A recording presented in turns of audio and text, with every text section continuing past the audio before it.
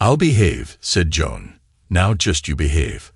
I'll only be gone 2 weeks, so I expect the house to still be standing when I get back. Be careful, and just remember that I love you more than anything." With that, Joan grabs Richard's head and pulls his face to hers for a long, deep kiss. "Come on. We haven't got all day to sit here and watch you two slobbering all over each other. We've got a plane to catch and men to chase." Richard and Joan both turn from their kiss and look at Joan's younger sister, Brenda, sitting in the van making a kissy face at them. Joan mouths the word "witch," and Richard just rolls his eyes. "Bye, Han. I love you too." Joan gets into the van next to her sister and blows Richard a kiss just as the driver closes the door. The driver gets in, and they pull away, leaving Richard standing in the driveway, waving at them and muttering, "Damn, I thought they would never leave." He turns and starts back toward the house, thinking about his marvelous plans. "I've got a heck of a lot of work to do over the next few days, but boy, is it going to be worth every aching muscle. When she sees what I've done to the bedroom, she is going to jump on me right there without ever unpacking. We're going to break in that new mattress for the whole weekend. Again, and again, and again. God, I am going to be sore, but it will be worth it. Well, let's get to work." Once in the house, Richard goes to the kitchen and calls his son. "Hello," comes Mark's deep, slow growl over the phone. "What time is it? What day is it? Wake up and grab your stuff. We've got a lot of work to do, and it's almost 11 o'clock, Richard barks back. Is that AM or PM? It's obvious from the slurring and the deepness of his voice that he's just waking up, but Richard keeps at him. "It's Sunday. Don't think. Just be here by noon. Get some coffee, eat something, and get your butt over here. We've got to get everything moved out today and the painting prep work done before dinner." "K" is the only reply before the line goes dead. Richard hangs up and goes into the garage, getting the boxes of supplies that will be needed for the prep work. With everything in hand, he starts upstairs. Richard has had this planned for months. While Joan is out sunning herself on a cruise ship in the Caribbean with her sister and 2 friends from work, Richard and Mark are going to completely strip the master bedroom down to the bare walls and refurnish the entire room. This includes new paint, new carpet, and all new furniture. Joan has had her heart set on a bedroom she found in a magazine called Colonial Homes that she saw one day at the dentist's office. She borrowed the magazine, cut out the pictures, and pinned them to the bulletin board in the kitchen. This has been her dream.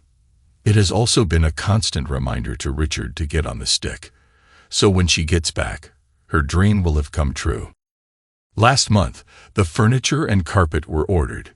2 weeks ago, the paint was purchased. Last week, Mark finally agreed to help out. Everything is scheduled to arrive and be set up over the next few days. By Wednesday, everything should be done, and Joan knows nothing about it. It will be Richard's 30th anniversary present to her. He makes one more trip to the garage to get the pile of boxes that all of the drawers and closets' contents will go into temporarily. He starts unloading the dresser contents into the boxes. Next, he unloads the armoire, then the nightstands. He takes the pictures off the walls, the shoes off the floor, stuffs them into boxes, and takes everything into the spare bedroom. Well, that's the easy part, he says to nobody in particular, obviously, because there is nobody in particular there to hear him. Then he turns his attention to the closets, one of the major selling features of this house when they looked at it way back, when they were first married, was the 2 huge walk-in closets that sat on either side of the hall that led from the bedroom to the master bath. Each was about 20 feet deep by 8 feet across. They're huge. They're small rooms without windows. After 30 years, they are pretty full of stuff. The reason they are so full is because Richard is a pack rat, and after they were married, Joan picked up the habit and also became a pack rat. Now, being a pack rat has its advantages sometimes, but other times it's just crazy, bordering on obsessive. They keep just about everything. Richard keeps odd things like screws, old tools, books, car parts, and just about everything that someday we might need. Joan has also learned that behavior and has kept every school paper and grade report that Mark ever had, brochures from places they visited over the years, and more craft magazines, sewing supplies, and kitchen gadgets that would fill 5-yard sales. Every usable space is just filled with useful stuff, and the 2 closets in the bedroom are no exception. With a sigh, he heads into his own closet. Almost an hour later, he has everything boxed up and moved into the spare bedroom. Then he turns his attention to Joan's closet. He just stands at the entrance and feels completely overwhelmed.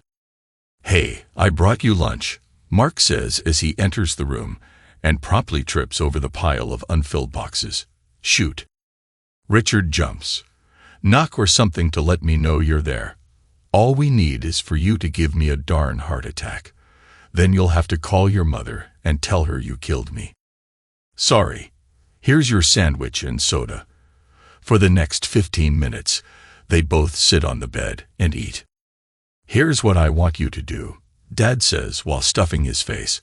"I'll box up the small stuff, and you can take the larger stuff from Mom's closet over to the spare bedroom. Afterward, we've got to get all this furniture down to the garage and into the truck. It's going to Goodwill later." "K" is all Mark says. Short answers are Mark's main method of communication. With lunch finished, they get up and start in on Joan's closet. Richard packs up the clothes on the shelves, the shoes, and other clothes on the floor, the pile of stuffed animals in the corner, and the miscellaneous small odds and ends around the room. Mark starts taking the pile of shoeboxes, boxes of books, and luggage to the spare room. Mark grabs a small case from the far corner of the top shelf that was hidden behind a bunch of shoeboxes and says, "Hey, what's this?" Richard looks at it and says, "That's a cosmetics case that went to the set of luggage that we got from your grandmother when we cleaned out her house after she died. I didn't know we even had any of it anymore." He takes the case and looks at it, saying to Mark, "Look, they don't make stuff like this anymore. It's real 1950s, solid, indestructible, beige, and boring. It went with the 8-piece Samsonite luggage set that was old when we got it. I think we gave it to Goodwill years ago. I wonder why we still have this piece." Richard tries to open it, but both latches are locked. "We'll just put it with the other junk in the spare room." It takes a good 2 hours, but the closet is finally empty. After a short break, they start taking apart the furniture and trudging it downstairs and into the garage. By the time the room is completely empty, they are both tired and hungry. Since it was getting close to dinner time, Dad gives Mark $20 and sends him to Luigi's to get a pizza. There is already beer in the refrigerator, so dinner is all set. After pizza and a couple of beers, Mark says he has to go because Brandy has planned something or another, but he can't remember exactly what. He just knows that he had better be home by 7 o'clock. His wife has a bit of a temper, and Mark has learned not to stir it up. 5 minutes later, he's gone. Richard cleans up from dinner. How hard is that? Pizza box and napkins in the trash and beer cans in the recycling bin. Soon, he's back in the bedroom, starting the prep work needed before painting can start. By 9 o'clock, the taping, plastering, and sanding are complete. The outlet covers are removed, and the tarps are laid out to protect the carpet that will be in the trash in 2 days. But that's the way Richard is. Sunday's work is done. He gets another beer from the refrigerator and plops himself in his lounge chair in front of the TV, and after only 1 sip of the beer, he's sound asleep. Monday, October 4, 2010. Mark actually shows up at 7 o'clock as he promised. This time, he rings the bell to prevent any heart attacks, and Richard stumbles from the lounge chair to the door. "Darn, you're early." "Actually, I am not. I said I'd be here at 7, and here it is 7. Where's breakfast?" That's the Mark everybody knows and loves. Always hungry. Breakfast is poured into the bowl, milk added, and they eat. Today is nothing but painting, Richard explained. First, we do the ceiling and then the walls. I'll cut in everything up high, and you can do around the floor. That'll probably take until noon. Then we start with the rollers. I hope Brandy doesn't have anything planned for you today, because I'll need you to stay here until we're done. And it doesn't matter how late. We've got to be done today. No problem. She'll be over at her mother's helping her do something or another. She won't be back until late. So begins a very long day of one of the most boring jobs any homeowner can do, painting. Monday ends much like Sunday did. Richard, sound asleep with a beer in front of the TV. But this time, he took a shower first. Tuesday, October 5, 2010. 6 a.m. is pretty darned early, but there at the door is the carpet installation crew. Well, actually, a crew of 2. There's nothing for Richard to do but stay out of their way. And besides, he doesn't speak Spanish. Breakfast today is the same fare as yesterday. Delicious cold cereal. It's incredible how fast a job can get done when someone knows what they're doing. The 2 guys are finished and gone by 10 a.m. Since the furniture won't be delivered until noon, Richard goes about sorting through the stuff in the spare bedroom, looking for anything obvious that can be thrown out. Once again, he picks up the little beige cosmetics case and looks at it. It seems heavier than it should be, so he shakes it. There's something inside, and like he always does, he gets a bit curious and starts fiddling with the latches. He goes to the bathroom, sits on the toilet, and works the locks with a paper clip. After just a couple of minutes of making no headway opening the case, the doorbell rings, so he sets the case down next to the sink and goes to answer the door. It's the furniture delivery people. Come on in, and I'll show you where everything goes. Again, Richard knows to get out of their way and just let them do their jobs. When all of the furniture is in and the people are gone, Richard starts the arduous task of moving everything back from the spare bedroom. He gives up around midnight and heads off to the lounge chair, the TV, and a beer. Wednesday, October 6, 2010. Richard sleeps in today. At 9 a.m., he takes the old furniture to Goodwill and stops at Denny's for breakfast. By noon, he starts on the final bit of cleanup. When everything is back in the bedroom, he does the one last item on the list, and that is to hang a large banner on the wall over the bed that simply says, "Surprise." Taking one final look around the room before he calls it a day, Richard finds a foot-long gouge in the paint along one wall that obviously was done when the movers moved the dresser into the room. Darn, that needs to be touched up. He gets the can of paint and a brush and spends a few minutes adding the final touch to the room. That's done. Now just clean up, take a shower, and have dinner. He goes into the bathroom to wash the paintbrush out. He's in a hurry to get something to eat and sets the brush on the side of the sink. It's not balanced properly and falls to the floor. Shoot! Which is a reasonable thing to say when you get paint all over the floor. He gets a rag and looks down for the brush and sees that it didn't hit the floor. It fell on top of the little cosmetics case.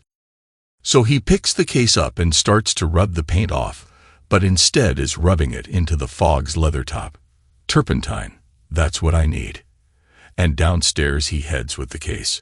A few strokes with a turpentine-dampened rag, and the case looks as good as 1950s new. He puts the paint and supplies away in the garage and comes back into the kitchen. You know what curiosity did to the cat. Richard was still wondering what's in the case.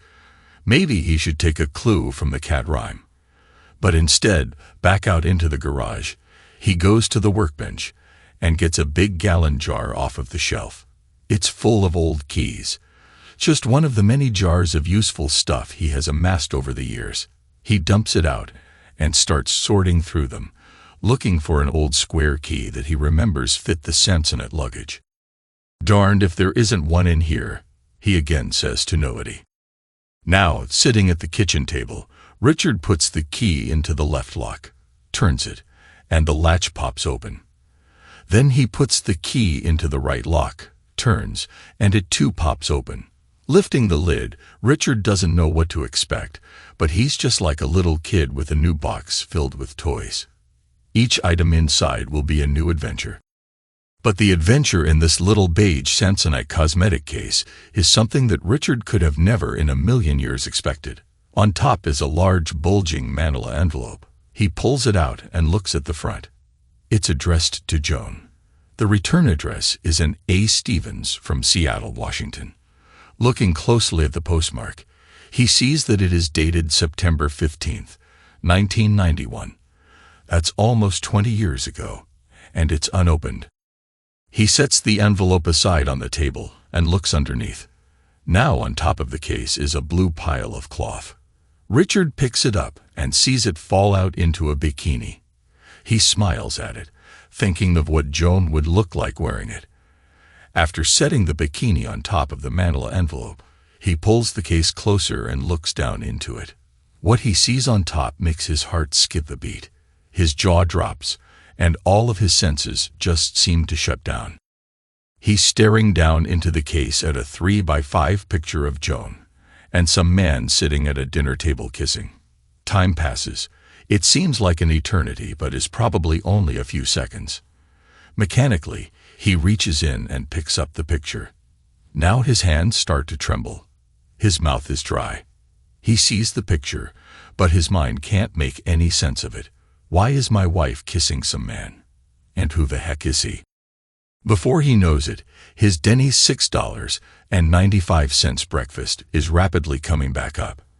After just making it to the bathroom, he sits on the floor in front of the toilet, wondering what in the heck is going on. Somehow he's on his feet and splashing cold water on his face and neck. He walks back into the kitchen and stands for the longest time, staring at the tableau in front of him. Kitchen table with beige cosmetics case on it, and a manila envelope beside it with a blue bikini on top. On the floor is his crushed heart. Richard sits back down and takes the pile of photos out of the case and places them on the table. Yes, that's Joan. Her head is turned to the man, and her lips are on his, but her eyes are on whoever is taking the picture. The man is a mirror image of Joan. Without thinking, he turns the photo over and looks at the next. It is an old Polaroid of the same man standing next to a door without a shirt. Turning to the next, he sees the same man in a close-up of his face. Next, he's lying on a bed, asleep. The next picture is of him from behind, nude. The next picture is of him sitting on a bed with his legs crossed, nude. Looking at all of the pictures, Richard sees that they are all of the same man, some at a formal banquet dinner, some on the beach next to a fire, one waving in an airport, and the last is of him driving a car and laughing. The more intimate ones are old Polaroids, and the rest look to be 35mm stock. He puts them down and just stares at them, wondering, what the heck? Richard looks into the case and sees a woman's white silk scarf wrapped around something and tied with a red ribbon. He takes it out and unties the ribbon. What he finds are a handful of letters. They are all written to Joan and addressed to her at work. They have postmarks from 1989 to 1991.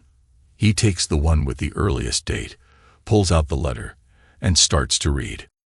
June 22, 1989. My dearest Joan, it's only been 1 month, but God, how I miss you. I miss your beautiful voice. I miss your tender touch. I miss your sweet, soft lips. But most of all, I miss the warmth of your body next to me in bed. God, I love you. Did I say I miss you? It only whetted my appetite for you when we talked on Tuesday. I'll do exactly as you wish and only call you at work and only send my letters there too. I don't want any unhappiness for you, just so long as you still want me. I am a happy man. I've enclosed one of my business cards, so you can have my office address and phone number so you can call or write me as often as you want. San Diego is everything I ever wanted except that you aren't here with me. My position in this medical consortium will allow me to see patients and at the same time pursue some research in areas of interest. They are even encouraging me to write some scholarly papers. I couldn't have asked for a better place to be. As soon as I am settled here, I'll need to come back to see my parents to help sort through a lot of the stuff we left behind. When I do, I want us to be together. I'll take whatever I can get. A minute, an hour, a whole day. I just want to make love with you again, and again, and again. I'll never get enough of you. I'll call you to let you know when we can be together again. Please think of me sometime at night, and I'll think of you. Maybe our thoughts will link up in the cosmos somewhere, and we can be one again. With all my love, Tim. Holy crap, Richard says at the top of his lungs. That witch had a lover. He throws the letter on the floor and just sits staring into space. His body is numb, but his mind is racing at top speed with 1,000 questions, and they don't have answers. The only way to know what's going on is to go over everything in this darned case, he thinks. Then maybe I'll know whether I've got a life anymore or not. He picks everything up and takes it into the living room and sets it in the middle of the floor. He then drops onto his bottom next to it. Just look at all of that junk. Joan is just as much of a pack rat as I am. He starts pulling things out of the case. The first thing out is a blue felt jewelry box. Inside is a gold heart-shaped locket on a gold chain. I've seen that before, he thinks. He quickly gathers the pictures and scans through them until he finds the one at the fancy dinner. Joan is wearing a V-necked black dress, and the locket is right there above her cleavage. He pulls out 2 napkins, and one has, "I love you" written on it. This is not Joan's handwriting, he thinks. The other has a telephone number on it. Out comes an invitation to an awards presentation in Chicago for November 12, 1990, that says Dr. Timothy Dahl and guest. Somebody scratched through the "and guest" part and wrote above it, "My love." There is a dried red rose in a plastic bag, Dr. Dahl's business card, a small glass Waterford crystal figurine of a whale's tail coming out of the water. There are brochures from the Greenbrier Hotel, another from the Plaza Hotel in New York, a swizzle stick from Antonio's restaurant, a hotel menu from the Ritz-Carlton in Chicago, lots of matchbooks from different hotels and motels, some nearby and some far away. There are receipts from hotels, airplane boarding pass stubs, a wine bottle cork, a hotel room key, a pair of men's sunglasses, a man's handkerchief with lipstick on it, a California road map with the California Coast Highway highlighted, a black velvet sleeping mask, a 1988 wallet year calendar with 2 days a month each month circled, a couple of seashells, several pins and pads of paper from various hotels, some 35mm film strip negatives, and a rolled-up empty tube of KI jelly. What the heck does all of this mean? Richard grabs the large manila envelope and tears it open. Inside, he finds another collection of letters and pictures, all bound with a rubber band. The pictures are of Joan. Some are Polaroids. The first Polaroid is of Joan naked from head to toe, striking a pose on a balcony. The second is a nude close-up of Joan, showing her from the waist up with a particularly beautiful smile. Richard's stomach is starting to erupt again after seeing Joan naked in these pictures, but it settles down before he has to rush to the bathroom. The rest are of Joan and this man at the formal dinner. Joan looking over a cityscape at dusk. Joan in the passenger side of a moving car laughing, and Joan on the beach wearing the bikini that is now sitting next to the case. It's not getting any easier seeing these pictures either. Richard looks at the letters, and they are all addressed to Tim Dahl in San Diego and postmarked from 1989 to 1991. He takes the one with the earliest date, pulls out the letter, and starts to read. June 25, 1989. Tim, my love, you can't imagine the pain I felt when you told me that you were moving to California. I died right there.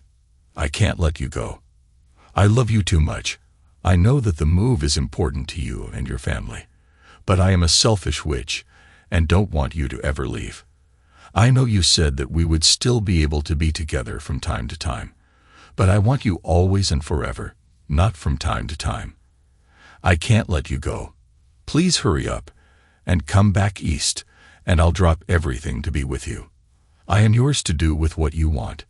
Just let me feel your body next to mine. Please hurry back. I am counting the days until we're together again. I love you now and forever. Joan. This is too much. I can't think straight. I've got to get some air. No, I've got to get something to drink. Shoot. I don't know what to do. I can't lose Joan. I love her. I've always loved her, but she loves someone else. Maybe I've already lost her. Oh no. Please God, help me. I want to just lie down and die. Oh shoot, shoot, shoot. Richard begins crying. He's sobbing deep in his chest, and soon curls up in a ball on the floor and rocks himself to sleep. Thursday, October 7, 2010. Why can't I get a cell phone connection? Well, duh. We're on a ship at sea, dummy. Brenda is being her usual witchy self with her sister this morning. Why do you want to call home anyway? Rich will just say he's doing something boring like going to yard sales or cleaning the gutters. You're here to have fun and enjoy yourself and not think about home. Now, go over to that cute young man at the bar and get me another screwdriver and forget about home. You know you can be a major pain in the butt sometimes. I'm going to go up to the communications office and see if I can get a message to Rich. And off she stumps, all the while mumbling witch under her breath. The communications office has a series of computers that the passengers can use to access the internet and their email, among other things.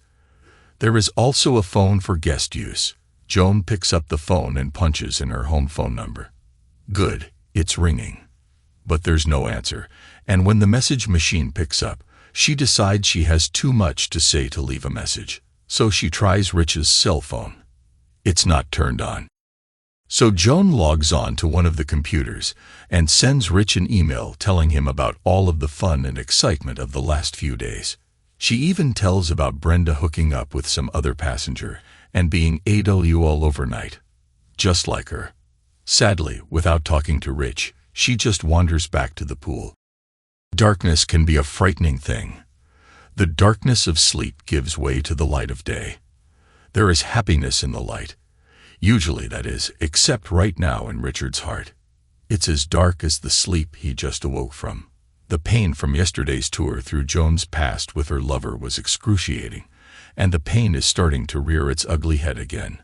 But Richard has to get up to face whatever this day has to offer. It'll probably be bad, but it still has to be faced. Sitting up on the living room floor, Richard realizes that he slept on the floor all night and awoke among the contents of the little cosmetics case.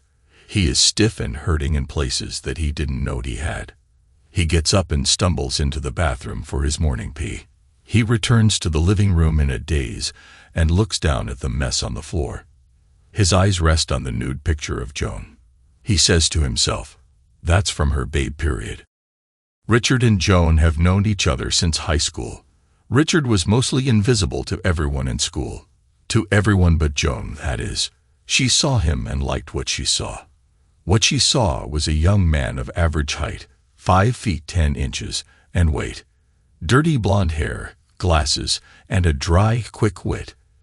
Everybody would say that he was not handsome, just average looking. To everyone else, Richard, or Rich as she called him, was average. But to Joan, he was remarkable. She loved him from their first date in their senior year. Now Joan was almost as average as Richard. She was short, about 5 feet 2 inches, wore glasses, and had wavy dark brown hair that cascaded over her shoulders. Joan was, and still is, somewhat overweight. Her weight may be what turned off a lot of potential boyfriends, but Rich didn't see her as fat. He thought she was soft. Her heart-shaped face and sharp nose made her face seem too small for the rest of her body, and that made her look all the heavier. But the most remarkable single thing that Richard just couldn't get enough of was Joan's beautiful eyes. They were sparkling green with flecks of gold. When they looked into his eyes, they could touch his soul. When Joan first looked into Richard's eyes, something erupted inside. They dated continuously throughout their senior year and on into college. They both went to the local community college for 2 years and on to a nearby university for the remaining 2. Richard studied computer science and Joan studied laboratory sciences. They graduated in June and were married the last Sunday in October. Richard went to work for the local county government, and Joan started as a lab technologist at a nearby hospital. Within a few years, both were moving up in their jobs. Richard was made the head of a group of programmers, and Joan was promoted to manager of the hospital laboratory. They bought their first house, a fixer-upper, but at least something they could afford. Both wanted children, but also wanted to be as financially stable as possible before they started a family. Soon they were as ready as they could be. Their son Mark was born 5 years after they were married. Joan took a short maternity leave and then had Mark enrolled in the hospital's daycare center. She could see him at lunch and any time she just felt the need to be with him. Mark stayed at the daycare center until he was old enough to start public school. During that time, Joan entered what Richard lovingly called her babe period. Joan started going to Weight Watchers and lost a large amount of weight, maybe 50 pounds or more. She was soon around 115, 120 pounds. She also started going to a tanning salon and looked like she just stepped from the beach. A new wardrobe followed, and soon Joan looked like a real babe. The weight loss did another amazing thing. It made her body fit. Whenever Richard and Joan went shopping at the mall, heads would turn to look at her, all male. At her sister's wedding, several of the somewhat inebriated groomsmen were crawling all over themselves to dance with her and bring her drinks. She loved the attention but never did anything to give Richard any heartburn. At that time, Richard would muse to himself, "What did I do to deserve such a beautiful lady? Just shut up and enjoy, you fool." Joan started the end of her babe period when she got sick one August. Not physically sick, but emotionally sick. She said that work was overly demanding and depressing, and she was physically drained. She missed a lot of days from work and stayed in bed a lot when she was home. Richard took Mark to daycare before going to his own work and took care of the house and Mark in the evening. Joan was out of it for a few weeks and then slowly started to become her old self again. One day after work, she came rushing into the house with big wide eyes and tears streaming down her face. Richard was setting the table for dinner when she grabbed him around the neck and sobbed into his ear, "I am so sorry. I missed your birthday. I was so selfish with my own problems that I completely forgot about you. Please forgive me." Richard smiled at her and said simply, "You can make it up to me this weekend if you get my drift." Soon after, Joan started gaining weight again. Within a few months, she was back at her pre-babe period weight. Nobody turned their head to look at her anymore, and she didn't get the extra attention from the male population. But Joan and Richard were happy, and besides, Richard didn't really care about the weight. He loved her. Besides, he thought being voluptuous was sexy. But now, Richard is standing over the cosmetics case contents on the living room floor, staring down at Joan's naked body in the picture. "No matter how much this hurts, I got to find out what this is all about and to find out if we have a future together anymore," he says out loud in the empty room. He sits down and picks up the next letter in sequence addressed to Joan.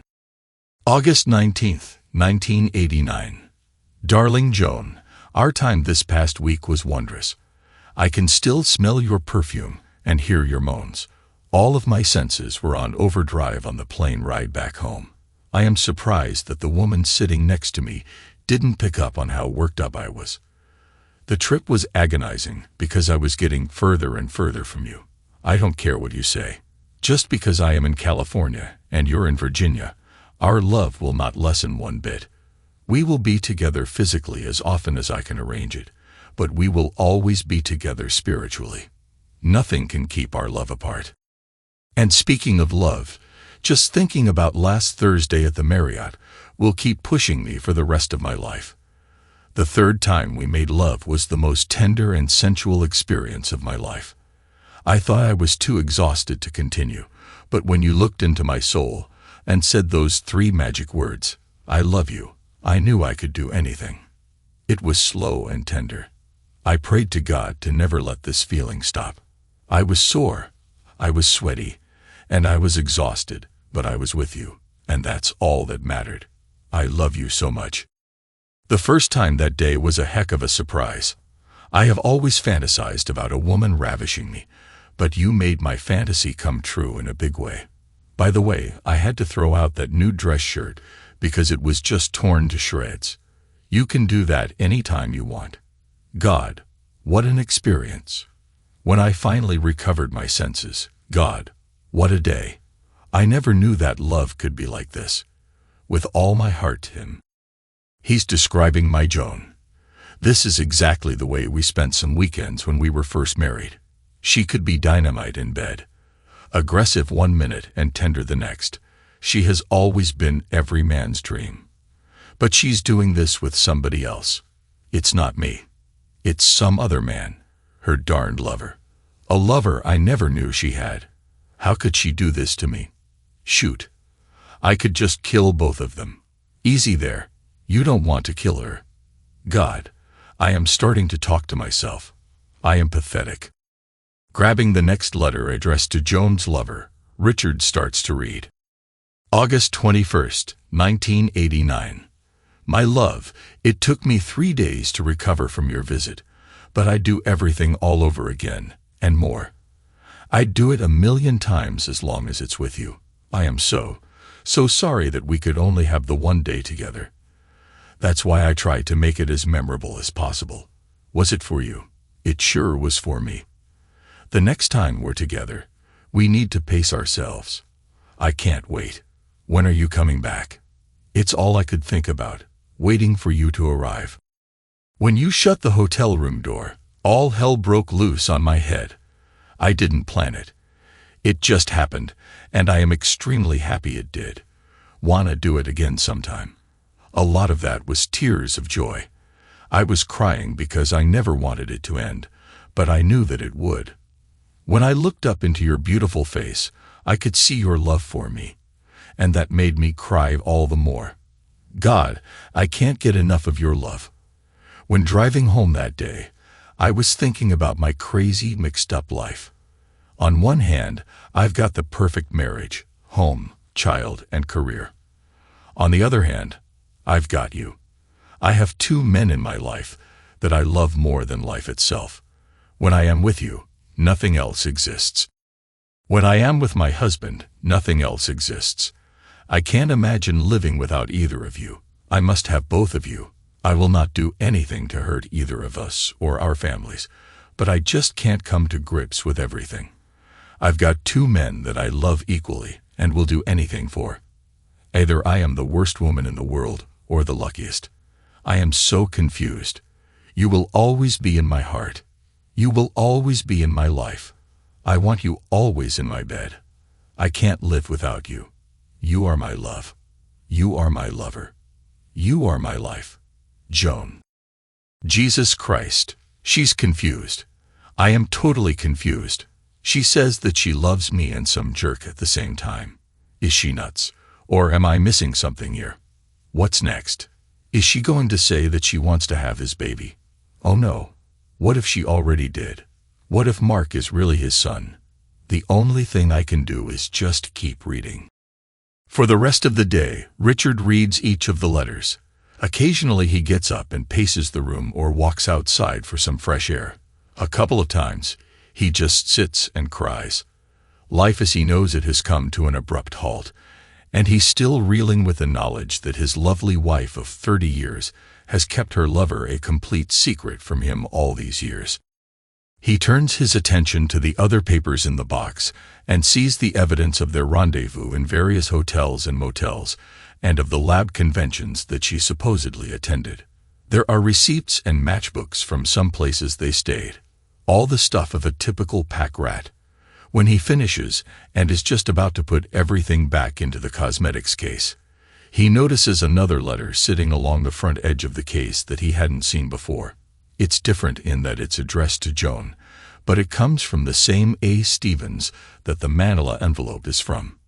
He reads, August 14th, 1991. Joan, my name is Anna Stevens, and I am Tim's sister. I found your letter to Tim, read it, and was amazed, to say the least. I could never have imagined that Tim would be having an affair.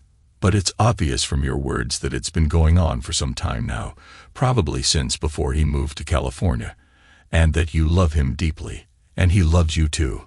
I have a bit of sympathy for you for my own personal reasons that I won't go into, and that is why I am writing this letter now. Tim died in a car crash last week. Some kid in a stolen car ran a stop sign and hit Tim's car in the driver's side door at 90 miles an hour. He died instantly. We had his funeral yesterday. I've enclosed one of the service cards for you.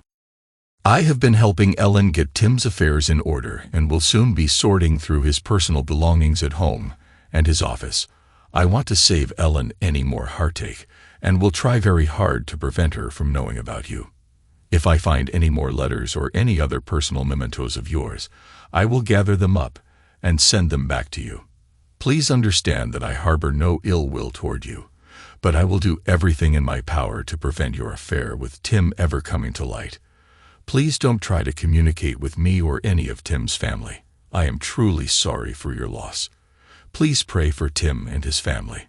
Anna Stevens. Some of the handwritten words of the letter are smeared. It looks like the letter is tear-stained. It was once crumpled up but smoothed out before being put back into the envelope. The service card is missing. This explains a lot, Richard thinks. This explains why Joan was so depressed that month. Her lover just died. That must have been devastating for her. Obviously, it was because she spent almost 3 weeks in bed. She missed her husband's birthday, too. How could someone say that they love 2 people at the same time? I just can't imagine it. How can you give 100% of yourself to 2 people at the same time? Don't you end up giving 50% of yourself to each? And what about the lies she told? To keep her lover's existence from me, she had to lie to me, and lie a lot. She had to lie about where she was going on the days she met him. She lied to me when she said she was going on her lab convention trips. She lied to me when she said that she loved me and only me. She obviously didn't lie to her lover about me. He wrote that he didn't want to upset our family. She just lied to me. What else did she lie about? When we made love, did she think of him? That's the same as lying. Did she lie to me about Mark? Is he my son? It's all nonsense. The lies and the deceit that I now know about make me question everything she ever said. What was lies and what wasn't? I can't tell. How will I ever know for sure? It's all nonsense. Richard now knows as much as can be learned from the contents of the little cosmetics case. Joan had an affair with a married doctor from the hospital for more than 3 years. He can't tell exactly when it started, but it appears to have started about the time he came to work at the hospital. It may be before Mark was born, or it may have been shortly afterward. It ended abruptly with his death in August of 1991. They met at hotels around the area, and sometimes in Joan's office at work. After he moved to San Diego, they met every few months, either at a hotel near home when he would come back to visit his parents, or they went away together for a few days. On their out-of-town rendezvous, Joan would say that she was going to a laboratory conference. They went away to Roanoke, Chicago, New York, San Francisco, and possibly other places. Nobody else knew about them. They said that they loved each other very much. Both seemed conflicted about their relationship and how it could affect their families, but neither of them wanted to break it off. Richard looks to the front window, and it's dark outside. The clock says 10 p.m. He has been there all day reading and thinking. I need to take a walk, he says, so outside he goes into the night air. Confused, hurt, and alone, not even bothering to lock the door behind him. Friday, October 8, 2010. Darn it, where is he? When the answering machine picks up, Joan leaves a message this time. Rich, where are you? I tried to call yesterday, but your cell phone was off, and I didn't want to leave a message because I've just got too much to tell you, so I sent you an email. Are you there, hon? Please pick up. I'll call again this evening. Darn it. Be there, or I won't come home at all. I'll just stay on this ship with all of these cute young guys and go round and round the Caribbean. Please be there. I miss you, and I love you. This is the longest time I've ever been out of touch with Rich since we've been married, Joan thinks. I am beginning to get a little worried. If I don't talk to him tonight, I'll call Mark and see what's up. Now, let's go see if I can find that witchy sister of mine. Ha, Joan. Hon, where are you? Oh no, it's the answering machine. Richard listens to the message as it's being recorded. She says she loves me and misses me. Yeah, right. Liar. Witch. He falls out of the lounge chair where he slept and stumbles into the bathroom. While peeing, he hears Joan's voice in his head over and over. I miss you, and I love you. I love you too, you two-timing witch, he answers back. But I can't ever believe another word you say. You hurt me. I can't go on like this. I've got to figure out what to do. Okay, so that's my job for today. Figure out what I am going to do. Now that that's settled, Richard shakes and looks at himself in the bathroom mirror. God, he says out loud, you look like death warmed over. You haven't showered or shaved in 3 days, and I don't remember eating since Denny's. That's the first order of things. So after a hot shower, shave, and a hearty breakfast of cold cereal, Richard sits down at the kitchen table and starts thinking about the future. An hour later, he has the outline of a plan and gets a pad of paper to start making a list of things he needs to do. The first order of things is to see if Mark is his son or not.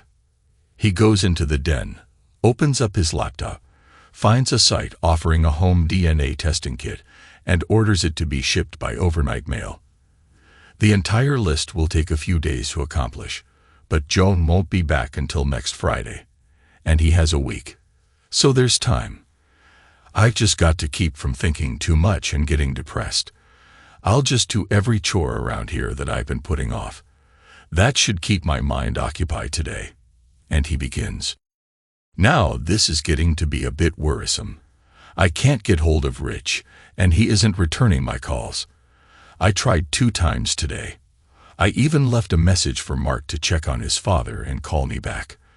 I hope something hasn't happened. Joan, stop worrying. He's just probably gone fishing or out drinking with his friends at work, or shacked up with that brunette down the street. Brenda has always had a way of comforting her sister. You aren't making me feel better, you know, so just shut up, or I'll come over there and shove that pina colada umbrella up your rectum. When it comes to Richard, don't mess with Joan. Saturday, October 9th, 2010. I got to spend a perfectly good Saturday morning babysitting my old man. If Mom hadn't left me a message last night, I'd be in bed now, all warm and cozy next to Brandy. Mark can be cranky at times. Knock, knock. Okay, old man, open up. I know you're in there. Now, where in the heck is he? If he isn't in the backyard, I am going home and back to bed. Why don't you answer the door? Mark said to his father. Because I am in the backyard, trimming a darn tree. Are you blind as well as stupid? Why don't you just shut up and get me a bottle of water? And pretty darned angry too, I might add. Give me a break, will ya? Mark goes inside and gets his dad a bottle of water. Richard takes a break and downs half of the bottle. Hey, go out and see if we have any mail. Okay, anything to get away from you. Mark brings the mail around back, and in the pile is an overnight mail envelope for Richard. Richard goes into the house, opens the envelope and the kit, and quickly reads the instructions. Hey Mark, come here, he yells. What now? Comes Mark's not-so-pleasant reply. I just got this testing kit for the new strain of the swine flu virus and want to test you. You gave it to me last year, and no way in heck am I going to go through that again. That was a miserable few days, so open up and let me swab the inside of your mouth, and I'll send it off to be tested. If it comes back positive, then you and I should get the new flu shot. Of course, Richard was dishing out a load of nonsense. This was really the DNA test that would prove if Mark was his son or not. And if not, well, he hasn't quite thought that far yet. Would you please call Mom back and let her know that you aren't dead? She called me last night and asked me to check on you to make sure you weren't lying in a gutter somewhere. Just call her and get me off the hook, okay? With another pleasant visit over with, Mark heads out the door. Richard finishes up with the testing kit, swabbing the inside of his mouth and sealing everything in the return kit. Since it's Saturday and there's no mail the rest of the weekend, it can wait until Monday to be mailed back. Well, back to work. He spends the rest of the day and most of the night working around the house. Anything to keep his mind off his troubles and Joan. Before going to bed, Richard has the first substantial meal since he found out about his cheating wife. The pizza delivery boy drops off a large deluxe pizza. That and a 6-pack of beer are the first decent food he's had in a week that didn't come back up. Sunday, October 10, 2010. Early in the morning, Richard calls Joan's cell phone. He leaves a voicemail message. "I'm okay. I'll try to call you on Monday from work. Don't worry. I am fine. Have fun with your little boy toys, but don't bring back anything communicable." The rest of the day he spends at the park, watching the ducks and the happy families. Monday, October 11, 2010. Richard is up and out for work at the usual time, but today, work will not be the usual fare. On his way to work, he stops by the post office and drops off the overnight mail envelope with the DNA test samples. At work, he goes directly to the Human Resources office and applies for retirement. He's been eligible for a couple of years now, but never planned to retire until Joan could retire along with him. Those plans are down the drain now. Afterward, he stops and sees his boss, a bean counter, and tells him that he's retiring effective immediately, taking the next 2 weeks from his annual leave. Before he leaves for the last time, he places a phone call to one of his oldest and most trusted friends, also his attorney, Luke Pauley. "Hey, Guy. Long time no see. What's been happening in the Alexander household? Look, can I come over to see you today? It's kinda important, and I need some of your time and a lot of your advice." "Sure, anything for my godson's cranky old man. How about 1 o'clock? "Good. See you then." An hour later, and after a couple of handshake goodbyes at the office, Richard's 30 years with the county government are history. Sadly, everything that he's accumulated over those years fits into just 2 boxes. Richard stops at the bank and takes care of his checking and savings accounts, dividing the money into a new checking account in just his name. He also takes his passport and a few important papers out of their safety deposit box. The bank is also able to help him with his credit cards. He sets up one for himself and takes his name off of the one that Joan uses. Then he writes a check to pay off the balance. Richard then stops at the insurance agency to change the beneficiary on his life insurance from Joan and Mark to just Mark. He changes the insurance for Joan's car to her name only and his truck to his name only. Once the finances are in order, he shows up at Luke Pauley's office. "Rich, we've got to get together more often, dinner and some beers or something with you and Joni. I can't have you making an appointment to just come shoot the breeze. It makes me look bad. Hey, what's up? You look like you've got a problem. What can I do to help?" "Luke, I need your advice. Tell me about the statute of limitations on divorces." "What are you talking about?" "The statute of limitations applies to crimes and the time that can elapse before they can't be prosecuted anymore. But that just doesn't really apply in a divorce case. Every state is different in the way that they handle divorce laws. Some states consider a marriage to be a contract that can be entered and dissolved at will. Other states still have laws on the books that say the dissolution of a marriage can only come about when a crime has been committed. Adultery is considered a crime in a lot of states. Why are you asking?" "Luke, if Joan did something a whole lot of years ago, and I didn't find out about it until now, has too much time passed for me to do anything about it? I mean, are there a statute of limitations on adultery?" Adultery? Nonsense. No way could Joni commit adultery. It's just not in her nature. What's going on, Rich? Tell me as a friend before the lawyer in me kicks in. For the next hour, Richard dumps everything he knows on his friend. At the end, he even puts the cosmetics case on the desk. What you told me is unbelievable. I can't imagine any better couple than you and Joni. There has to be another explanation. What do you want to do? I feel like the woman I married has cheated me. The only thing I can think of now is for you to write up divorce papers. I don't know what's going to happen when she finds out about them, but at this point, I don't really care. I just want away from all of this mess, all this pain. It's not too late, is it? She did this almost 20 years ago, and there is no statute of limitations on her crime. As your friend, I say to talk to her and listen to her side of the story. Get into counseling. Do anything you have to save your marriage. Just work it out. You two are meant to be together.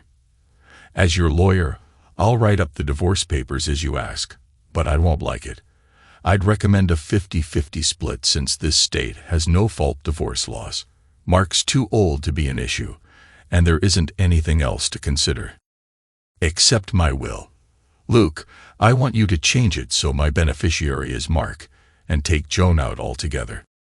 Again, as a friend, I say talk to her and maybe get some help. But your lawyer will make the changes. Come back Wednesday, and I'll have everything ready for you to sign. What are your plans now? I don't have anything concrete yet. I want to be alone for a while to think. Maybe after some time, when the shock and pain have worn off, I can talk to her. But for now, I just can't face her. I may be a fool, but that's what I've got to do. I'll call you when I've settled somewhere. Richard is not able to sleep in the newly redecorated bedroom, so later that night, he grabs a beer, turns on the television, and settles into the lounge chair for another night of restless dreams. He thinks about the next few days. Sleep doesn't come easy. Tuesday, October 12, 2010. Today is another day, and there is another message from Joan on the answering machine. I need time to get everything set up properly. If everything is done today, then it's over. I just can't be here when she comes home, today or tomorrow at the latest, and it's done. He doesn't bother to call her back. There just isn't anything more to say. Wednesday, October 13, 2010. Richard has his new credit card, and everything is set up at the bank. The only thing left to do is sign the paperwork with Luke. Hello, Luke. This is Richard. How's everything coming with the paperwork? Rich, I've had a little administrative help problem here, and getting the final paperwork ready for your signature will take another day or two. What Luke didn't say is that he is deliberately delaying the paperwork until Richard has had time to talk with Joan. It will all go away when they do, he's sure. Can you give me a number where I can reach you? And I'll call when it's ready. I am going to leave my cell phone at home. I'll have a landline that you can call, but only in case of emergencies, and under no circumstances are you to give that number to Joan. Call me, and I'll come back and sign everything. Listen, Rich, when Joni gets back, I'll talk with her and see what I can do. I won't give her your number, but I will hear her side of things. If you two want, I'll act as a go-between. God, I'll help in any way I can. You guys are family. I appreciate it, Luke, I really do. I'll call. The rest of the day, Richard spent preparing. He picks up the mail in the afternoon and is disappointed that the DNA test results were not there. He needed to know if he had a son or not. At 9 o'clock that evening, Richard quietly disappears. Thursday, October 14, 2010. Mark, get your butt over there and see what's going on with your father. I haven't been able to talk to him since we left. You call me right back when you get there and let me know what's going on. I need to talk with him before I get home Friday. Somebody's got to pick us up at the airport. Listen, Brenda had this little excursion to see Aunt Dee and Uncle Ted planned from the beginning. If I didn't go, she would have had a major fit. We're in Naples, Florida, at your great-aunt and uncle's place, and we'll be flying home tomorrow morning. Call me when you know something about your father." "Yes, Mom. I've got it. I'll call you as soon as I talk to dear old Dad. Bye." He drops the phone on the floor, turns over, puts his hand around Brandy, and drifts back to sleep. Friday, October 15, 2010. "Okay, sleepyhead, wake up and get a move on. We're here." Joan nudges her sister in the airport shuttle van awake. "Already? Oh, it's just your house. Let me sleep until they get to my house." With that, Brenda turns away from the door and goes back to sleep. "Thank you, ma'am. Your luggage is by the front door. Please call us on your next trip. The shuttle people are always nice." Joan unlocks the door and hauls the 2 large suitcases and 2 smaller bags into the foyer and sets them at the bottom of the steps. "Hello, Rich, honey, I am home. Where are you?" No reply. Nothing. She walks into the kitchen and looks for a note. Nothing. She opens up the back door and calls for Rich again. Again, nothing. It's too quiet. I'll bet he's at the airport waiting for us right now. She calls his cell phone and hears it ringing on the counter, just like him to forget to take his cell phone with him. I'll get unpacked and start some dinner. By then, he should be back. She manhandles one of the larger suitcases up the stairs and opens the bedroom door. The first thing she sees is the large banner on the wall saying "Surprise." When she looks around the room, her heart skips a beat. Everything is totally different. This is it, she thinks. This is my dream bedroom. It's amazing. It's just what I wanted. Oh, Rich, you little schemer. You had this planned all the time. You just wait until tonight. I'll thank you so hard that you'll be sore for a week. She goes over and rubs the new oak dresser. She sits down in the rocking chair. She kneels down and rubs her hands over the new carpet. She touches everything. She's so happy that tears start to form. Joan goes into the hall, gets the suitcase, and lifts it up onto the bed. She sits down beside it, opens it, and starts to unpack. After a minute or two, her attention turns back to the beautiful room. Even the colors are perfect, she says out loud. Where is that man? I want him to see this smile before it wears off. I want to try out this new bed. She scans around the room, and her attention turns to the surprise banner. Attached to the bottom of the banner is a small photograph. When she scoots closer to get a good look at it, what she sees causes her heart to sink and her smile to disappear. She sees a photo of her and Tim at the Chicago Awards banquet. It's stapled to the banner. Over her face is the written word 304. Oh my God, no. Please God, say it isn't so. No, no. She tears off to her closet, throws open the door, and starts to throw everything around, looking for the cosmetics case. It's not there. Tears start to cloud her vision, and she can't see what she's doing anymore. Quickly, she runs downstairs and looks in the living room, kitchen, den, and garage. No cosmetics case.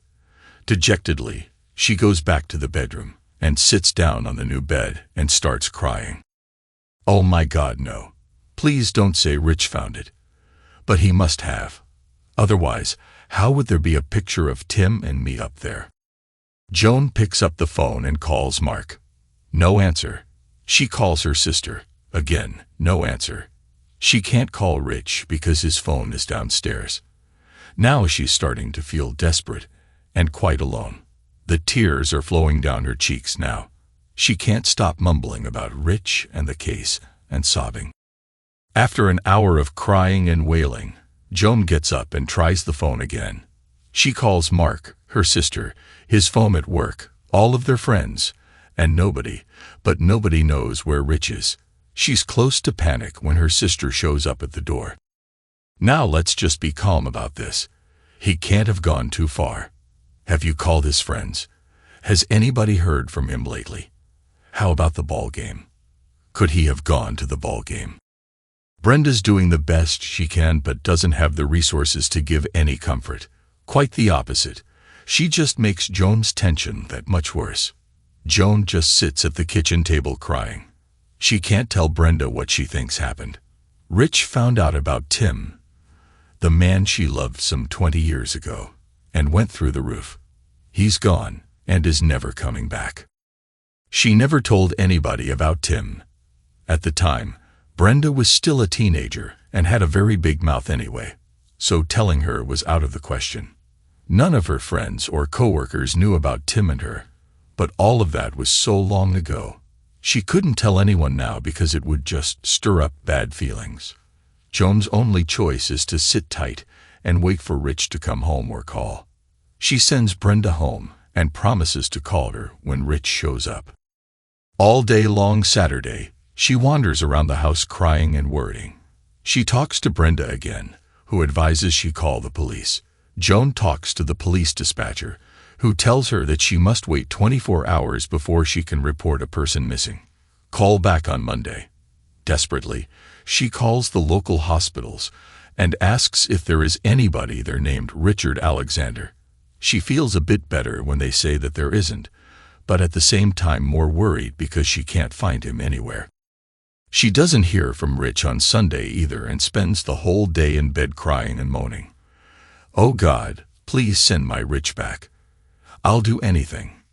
Please, God, tell him to just call me so we can talk. I love him with all my heart, and it's breaking. Please, God, help me." On Monday, she makes the missing persons report with the police. An officer shows up at the house and takes a recent photograph of him, a full description, and leaves with the not-so-comforting words, "We'll let you know if we find out anything," which means that they'll call if they find his body. Monday's mail has an overnight mail envelope addressed to Richard. Joan immediately tears it open, hoping it might have a clue as to Rich's whereabouts. She finds a letter from the family DNA testing company, stating that Richard and Mark are father and son. The additional pages show the common traits that each have that help to determine the parentage. This is all very familiar to Joan, because the hospital lab used to do the same type of DNA testing to determine parentage. Joan ponders, why in the hell would Rich do a DNA test on Mark? Why would he think that Mark is not his son? Oh no. Is it possible? He must think that Tim could possibly be Mark's real father. But I didn't even meet Tim until Mark was 3. But Rich can't know that. Looking closer at the letters, she sees a note that says that these test results are also being sent to Luke Pauley, attorney at law. Now Joan has a clue. She's got to talk to Luke. He'll help her find Rich. Joan picks up the phone and dials Luke's office. "Hi, Joni. I've been expecting your call." "God help me, Luke. Where's Rich? I came home, and he's gone. He didn't leave me a note or anything. I am just so lost. I need your help. Where is he, Luke? Please tell me." "Joni, I talked to Richard last week, and he was very depressed. I don't think he was thinking straight. I told him to talk to you, but he just couldn't face up to it. He's gone, and I don't know where he is. He gave me a phone number with strict instructions that I not give it to you. You understand. He also told me about the contents of your cosmetics case. Evidently, he read your letters and is convinced that you are, well, pardon the expression, a lying, cheating witch. Those were his words. He said that he just had to get away and think." "Luke, it's not like that. I didn't cheat on him. I love him. Rich doesn't have all the facts. I am sure that when I explain things, everything will make sense. I just need to talk to him. Please tell me where he is." "Joni, like I said, I don't know where he is, but I will tell you something very important, and I am breaking a confidence now, and if I get found out, I could get in a lot of trouble with the legal community. But you guys are family, and I'll do anything I can to help. Joni, Rich had me write up divorce papers. He hasn't signed them, but I wrote them up. When he comes in or calls me, I'll let you know, and you two can get together to talk before I let him sign anything. Joni, you understand what's going on. Please talk to me." There was a long silence on the telephone. broken only by Joan sobbing. "Please, Luke, call me when you hear from him. I am desperate. Please help us." And she hangs up.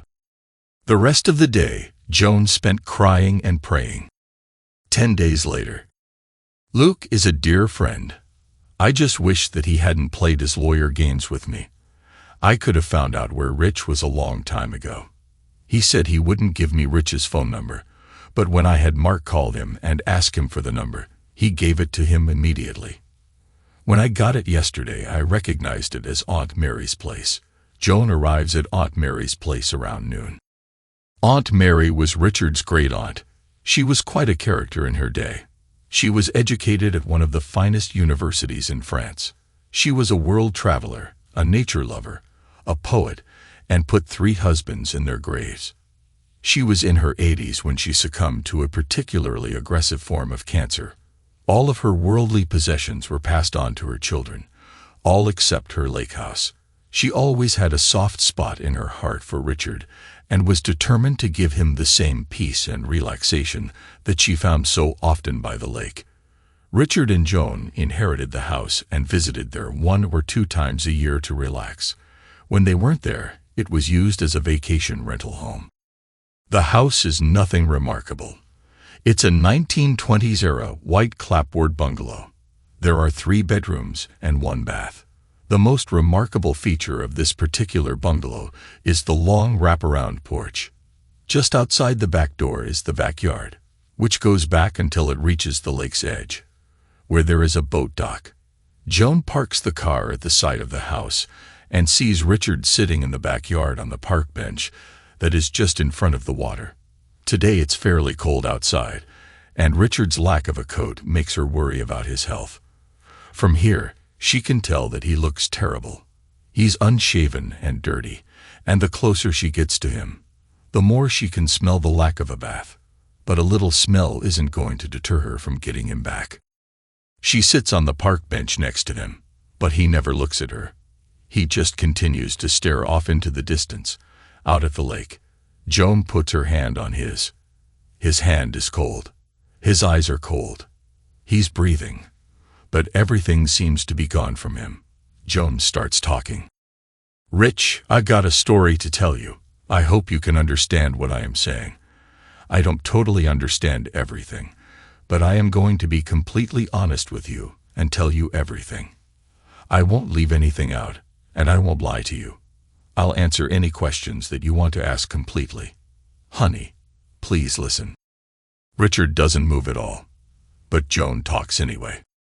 "I met Tim at Mark's 3rd birthday party at the hospital daycare center. I made cupcakes for all the children and took them up there at the end of the day. While everyone was eating, a man came in to pick up his daughter. I'd seen him before around the hospital, but never talked to him. He came over and thanked me for being so kind to give this little party for his daughter. He thought the party was for her when it was for Mark. Coincidentally, both his daughter and Mark share the same birthday. She's a year older but born on the same day. We laughed about his little mistake. We started talking about our children, and after a few minutes, we started talking about ourselves. He was a new doctor at the hospital. It was his first job after medical school. He said he felt a bit overwhelmed with everything. We talked for a while, and then went our separate ways. The next day, I was going to lunch when we passed in the hall. He stopped, and we talked a bit, and then asked if I would have lunch with him because he said he didn't have any friends at the hospital yet. We went to lunch almost every day after that. We were friendly and talked about just about everything. One day, he told me about some research on diabetes patients and how weight control can have a major impact on the disease. I read over the report he told me about, and it mentioned Weight Watchers as an innovative program that can have a major benefit. That's when I decided to join. After a few weeks, I told him that I was going, and he said that he could tell. He said that I was always pretty, but now someone beautiful was starting to emerge. That's the first time he was personal and complimented my looks. Over the next few months, I continued to lose weight, and we continued to meet for lunch. Our conversation turned to more personal topics like desires, fantasies, and the like. One day, He asked me if I would like to meet him after work for dinner. By then, I was starting to have feelings for him. I wanted to be with him. I wanted to talk to him. I found that I wanted to go out to dinner with him. At dinner, he confessed that he was starting to have feelings about me. I told him I was feeling the same thing. He told me about his wife, and I told him about you. I said that I loved you and would never do anything to hurt you. He said the same thing about his wife. By the time dinner was finished, we were holding hands. We didn't do anything more than hold hands. One day in the parking lot at work, he leaned over and kissed me. I felt the same way with his kiss that I've always felt with yours. I kissed him back. We met for dinner a couple more times. One time, we had dinner at the Marriott over on Jackson Highway. Neither of us said anything, but after dinner, we got a room, and that is the first time we made love. Rich, I've got to tell you that I felt everything for him that I have always felt for you. I loved him. I loved you. I couldn't figure it out. How could I be in love with two men at the same time? I didn't understand it, but I didn't want it to stop. We continued to meet a few times a month.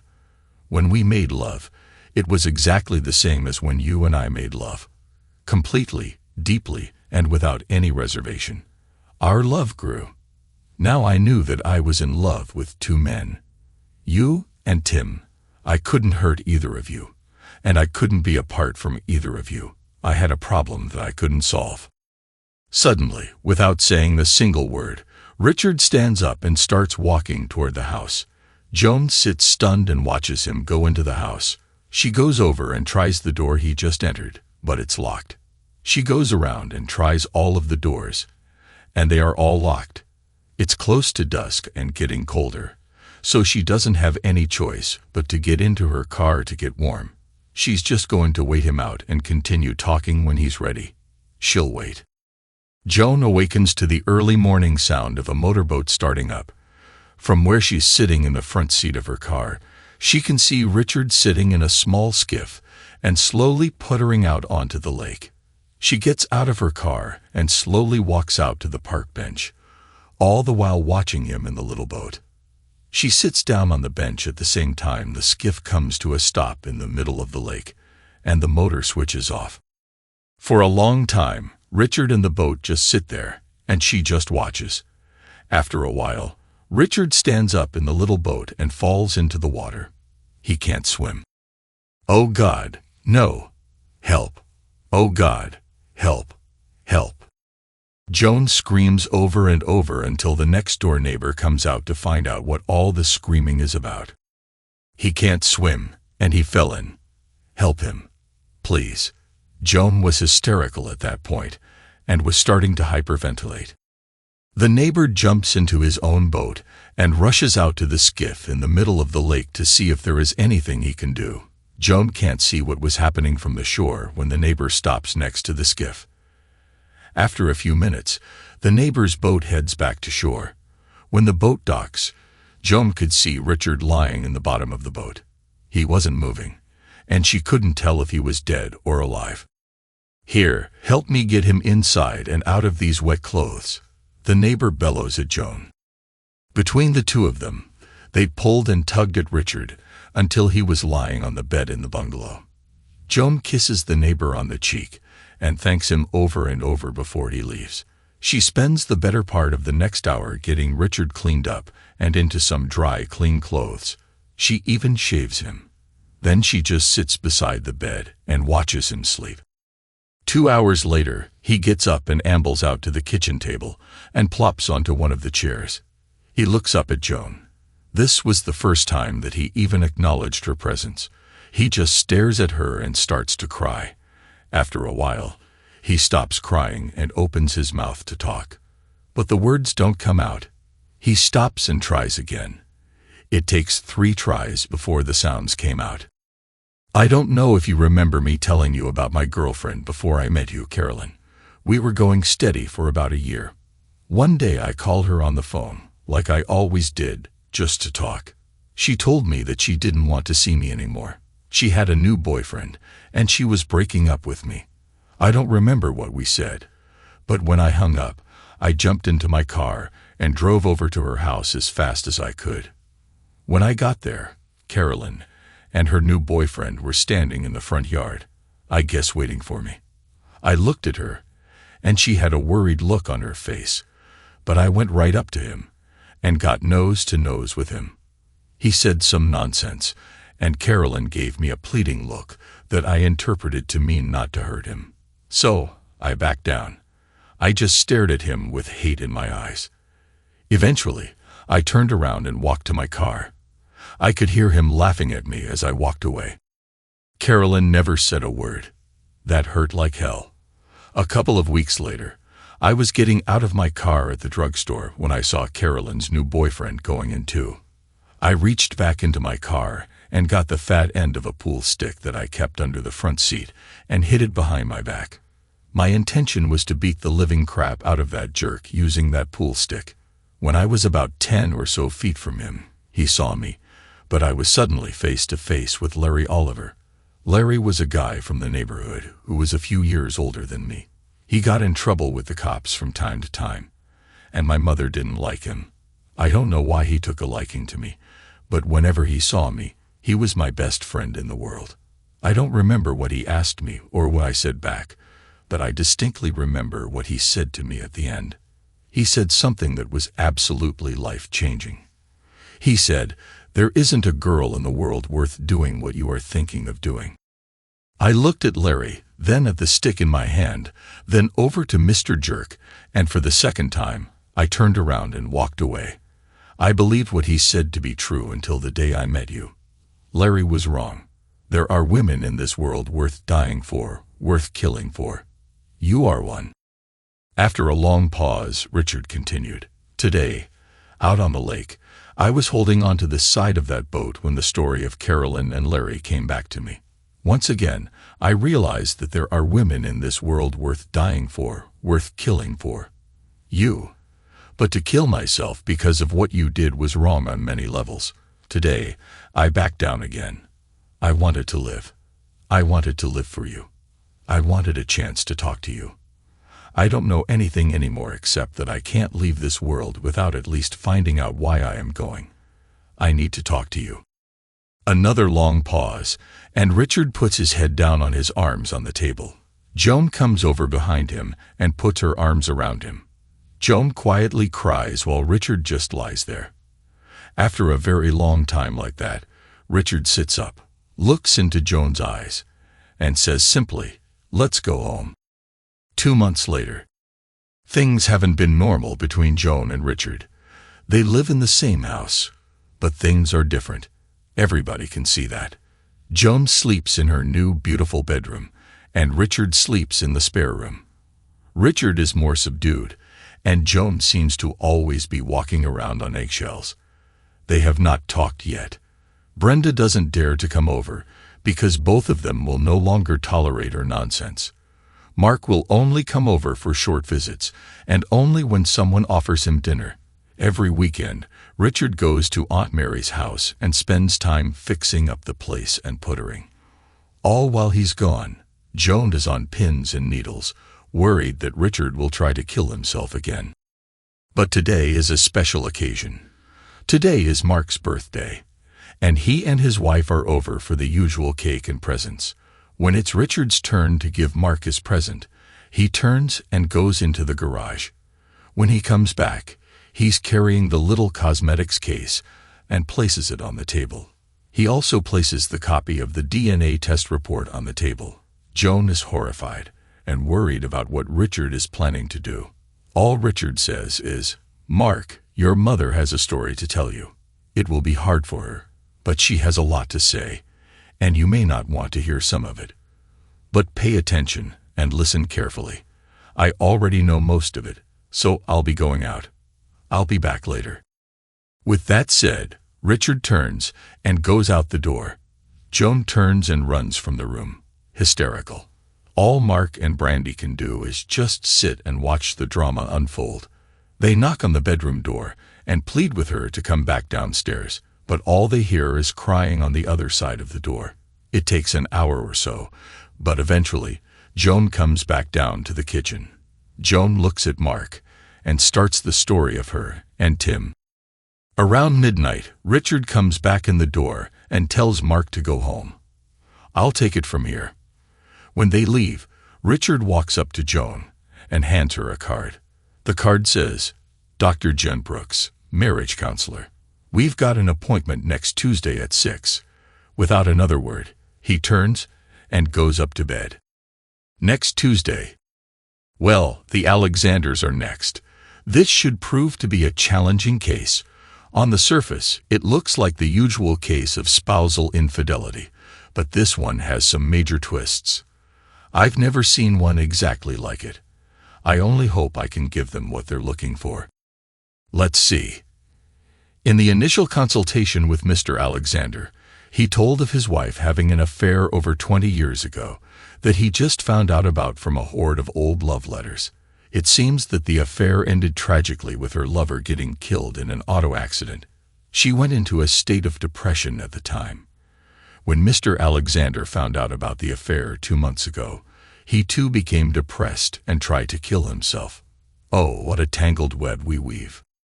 Mr. and Mrs. Alexander, please come in and have a seat on the couch. It's good to meet you, Mrs. Alexander. I met your husband in our initial consultation, so let me tell you a little about myself. I've already told your husband this, but he can just sit quietly while you and I get to know one another. Joan, I am a clinical psychologist that specializes in marital problems. Specifically, I work in the area of marital infidelity problems. When a spouse strays, it usually wreaks havoc on a relationship. My job is to get to the root cause and to find common ground for moving forward as a couple again. Frankly, sometimes the couple decides that they can't work things out, and they go their separate ways. But I am always optimistic at the beginning because I think we will be able to find that common ground and move forward. I don't perform miracles, and I don't expect them from you, but we will find answers and move forward. Our sessions will work like this. On Tuesday evenings, we will meet together and talk. I will set the guidelines for discussion each night, and I can stop the discussion whenever I feel like it, or when time runs out. The one rule that must be agreed to by everybody here is honesty. If I get a hint of deception from either of you, I'll be like a tiger and go for your throat unmercifully. I take no prisoners when it comes to our sessions. I am not like a lot of therapists that treat everybody and every issue with kid gloves. I will call a spade, and you will not always be happy with what I say. But we will progress. We will find all of the truth that exists in your marriage. Some of the truths will be enlightening. Some may be extremely painful, but we will bring them to the surface, and we will deal with them. I won't take sides, even though it may look like I do sometimes. Remember this, I am in charge for our hour each week. After our initial session, I will meet with both of you individually for as many sessions as I need to get your entire story and your point of view. I may just sit and listen, or I may ask questions. These sessions will be more flexible. But believe one thing, I will find the truth as each of you sees it. After each joint session, I ask that you both reserve some time together at home, away from all distractions, to sit and talk about the latest session and what we talked about. Don't go into new areas, just talk about that day's topics. From time to time, I'll assign you homework. That will be a good time to do your homework. However, if you can't discuss something, or start to argue or get upset, then just stop, and we'll pick it up the next time. This time is yours to further explore the topic of the day, and to absorb whatever you need to. If you have questions that you can't or don't want to answer in your private time, or if you have a question that you haven't thought of before, then write them down and bring them to the next session. Everything is open for discussion here. There are no exceptions. At home, you will want to be a bit more reserved. Do you have any questions at this point? Both heads are shaking no. Okay then, let's get started. The hour goes quickly. Neither Joan nor Richard says a word to one another on the way home. Once home, Joan asks, "So, how do you want to do this?" I think maybe we could take the hour after we get home to sit and talk. Maybe we could have a little wine and sit in the living room. I'll need a box of tissue close by. How's that sound? It sounds okay to me. I would ask just a couple of changes. 1. We should have soda or water, but not alcohol. I don't trust what I might say under the influence. 2. Turn the telephones off. We don't need any stupid telephone solicitors disturbing us. That's fair. I'll get the phones. Once settled in the living room, there is a long silence before anyone speaks. It's almost as though neither one knows where to start. Finally, Richard asks, "Today you said that you were happy with me, with us, and have always been. I don't understand how you can say that if the first thing you do after we're married is find another man and crawl into bed with him. How can you be happy with me? Didn't I give you everything you ever wanted? Did I not satisfy you? What did I do wrong that made you find somebody else? I just don't understand." Wait a minute. Dr. Brooks said to talk about only the things we talked about in today's session. At no time did we talk about anyone but you and me. We never mentioned another person. We only talked about how we felt about each other and our marriage. We need to wait to talk about someone else. We'll talk about it only after we first talked about it in session. The one part one will answer, if you will too, is how happy I've always been with you and our marriage. That's no lie. Rich, from the day we met until today, I have always been happy, no ecstatic, that I was married to you. I've never once wanted to not be married to you. Rich, I love you. I've always loved you, and I plan to love you until the day I die. And if you were no longer in my life, I would die. As God is my witness, this is true. What about you? Yeah, you're right. I was getting a little ahead of things. You know that I can be impatient. Joan, except for the last couple of months, I've always thought that we had the ideal marriage. Sure, we've had the occasional argument, but nothing major. I've always wanted to be married to you. I've never looked anywhere else, and have never had the desire to see if there is another woman out there better than you. You have always been my anchor. I've always been happy to be married to you. I've always loved you. But lately, everything I've ever believed has been tossed upside down. Now, I don't know what to think or believe. I don't know what's real and what's not. Most of the time, I can't even look you in the eye. It just hurts too much. I can't get your letters out of my mind. I can't stop thinking of you with. Stop. Don't go there. We'll talk about that, but not now. Well, then just answer this. I'm sure this is an off-topic. How many others have there been? If I looked around the house, would I find a shoebox with notes from one guy, a pocketbook full of stuff from another, and nonsense from someone else on your laptop? How many others have you been with during our wonderful, happy marriage? What are you accusing me of? You'd better not be saying what I think you're saying. I am not a 304. I've only been with 2 men in my entire life, you and Tim. Now you're accusing me of sleeping with everybody in town. Well, look at it from my point of view. You lied to me about one guy. How am I to believe that you didn't lie to me about others? How can I trust anything you tell me? I've never been with anybody else. Let's talk about that after we talk about it in session. No, I can't. I need to know now. I need to fix this mess in my head. I hurt all the time. If we can't talk about this now, then we're done here. I am tired. I am going to bed. With that, Richard walks upstairs and goes to bed. After the upstairs door slams, Joan says under her breath, "Damn, that didn't go well." She gets herself a glass of wine, turns off the lights, and goes back to the couch to sit in the dark with her box of tissues. 4 weeks later. The drive home from tonight's session is tense. You can tell that both Joan and Richard want to say something but are waiting until they get home to their private time to talk. Once settled in the living room, Joan speaks up first. "Hen, you never told me that you read all the letters, everything we wrote. I just didn't think about it. At first, I was angry because it seemed like that was such an invasion of privacy.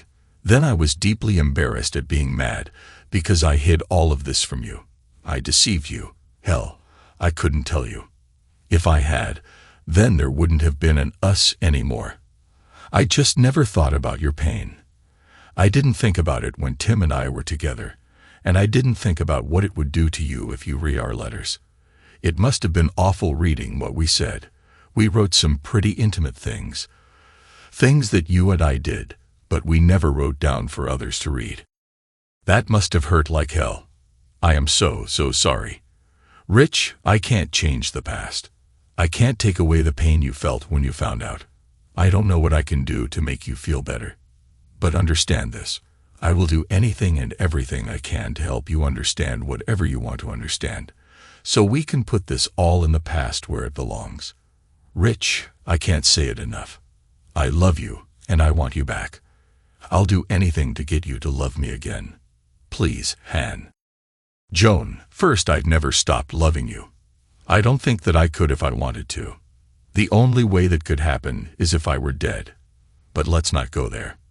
That was definitely the most miserable few days of my life. I watched my mother dying in the hospital, but this was much, much worse.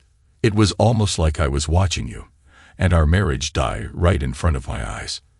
No, I guess you can't understand the pain I was feeling. It was awful. But the worst part was the images that I had in my head after reading the graphic depiction of your sexual play. I still can't get those images out of my head. They haunt me day and night. Seeing you in my mind with another man in bed makes me physically ill. Even now, I am thinking of the quickest route to the bathroom in case dinner starts to come back up. It's unbearable. It's relentless. You'll never know this type of pain.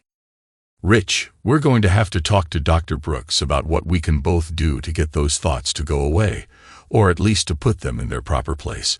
We should ask her about that next time. But for now, we need to focus on just being us. We could take a couple of days off this week and get away and just be together. Maybe go to the mountains and watch Mother Nature do her thing. I won't hover, and we don't have to talk or do anything but just be together. How's that sound? I don't know. I am still feeling a bit weird just being around you. The pain is sometimes manageable, and sometimes I worry about what I might do. But if we want to get past this, then we've got to be together and work together. So, okay, let's go. We just won't take any sharp objects with us. This is the first time in a long time that they both laughed at one of Richard's silly jokes. 2 weeks later. Joan is staring at Richard all during the drive home. She has a question to ask, but she knows that it was going to make Richard angry, but she had to know the answer. She would wait until they were home again. Rich, what is my babe period that you talked about? I don't want to talk about it, Richard said tersely.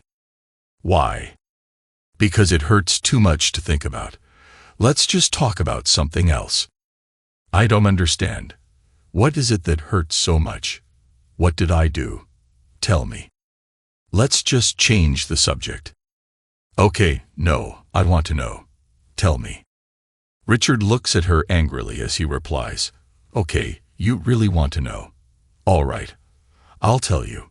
Your babe period, as I so cleverly called it, was that time a long time ago when you started going to Weight Watchers and lost all that weight.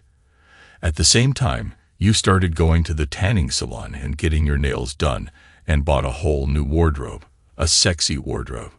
You changed a lot. You were no longer that overweight cutie that I married. You were a babe. When we went out, men would turn and look at you, giving you the eye. I was proud, and at the same time, a little jealous. I used to think that I was the luckiest man in the world to have this beautiful woman next to me. I was also worried that some rich, handsome guy would come and take you away from me. Me, I am just an average guy with average looks, nothing special. You were special. You were a babe. And you were with me. I loved every minute of it because this beautiful babe of a woman was with me. All of that lasted until you got sick and depressed that month. You started to change back into your old self. You gained back all of the weight and started wearing your conservative clothes again. Now, for as long as I've known you, you were a large woman. Your weight never was an issue for me. I've always loved your body. It's soft and smooth everywhere. But the babe was gone. That whole time just pains me to think about now. Happy? I don't understand. Why does that hurt so much?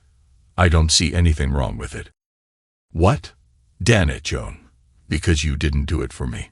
You did it for some guy you were screwing in a hotel every week. Not for me. Not for your husband. I always loved that time until I read your damn letters. Now that memory is screwed. You didn't do it for me. There is silence. A very long period of silence. Oh God, how could you? How could I? Richard gets up and goes upstairs to bed. 8 weeks later. Neither one says anything for a long time in the living room after today's session. There seem to be worry lines on both of their foreheads. Today's session was enlightening and disheartening at the same time. Dr. Brooks was not very gentle with her tone, and said that they will continue this discussion next time. I don't understand when Dr. Brooks says that you were experiencing a common thing when you were in love with two men at the same time, Richard says. It almost sounds like psychological mumbo-jumbo when she talks about loving people simultaneously and sequentially. I can understand the physics of it. It's just the emotions I can't get a grip on. What she was saying was that I love both you and Tim at the same time. Usually, a relationship like this is disastrous, and eventually somebody gets hurt. In our case, you and I were hurt many years after the fact. That's the simultaneous part of what she was talking about. The sequential part is very common and is an accepted part of life. When two people love each other and one dies, the other moves on and falls in love again. This is common with divorced couples too. They were both in love with each other, but after the divorce, they then were in love with other people. I understand it okay, but why don't you? From my point of view, I can't imagine myself not loving you or you not being there for me to love. But for you to not feel the same way is something I don't understand. If you love somebody, it's completely and forever. There is no loving someone else without diminishing the love for both. You can't be completely in two places at the same time. You said that. And that's what I don't get. Truthfully, sometimes I don't fully understand it. I can only tell you that when I am with you, you and only you are my whole world. When I was with Tim, he was my whole world. I never felt like I gave either of you less than 100% of myself or my love. And at no point did either of those two worlds intersect. It was like a light switch. In one position, you, in the other position, Tim. I don't know the psychology behind it, but I do know what I felt. I loved two men at the same time, completely and forever. I guess we're going to have to talk about this a lot more before I'll be able to see your side of things.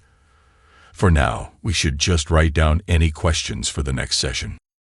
Neither seemed satisfied, but they went to their respective bedrooms afterward.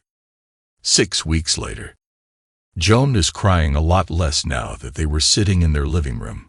Richard starts. Han, I am sorry I said what I said. I didn't mean it. Well, maybe in some way I did, but I wasn't trying to hurt you or be vindictive.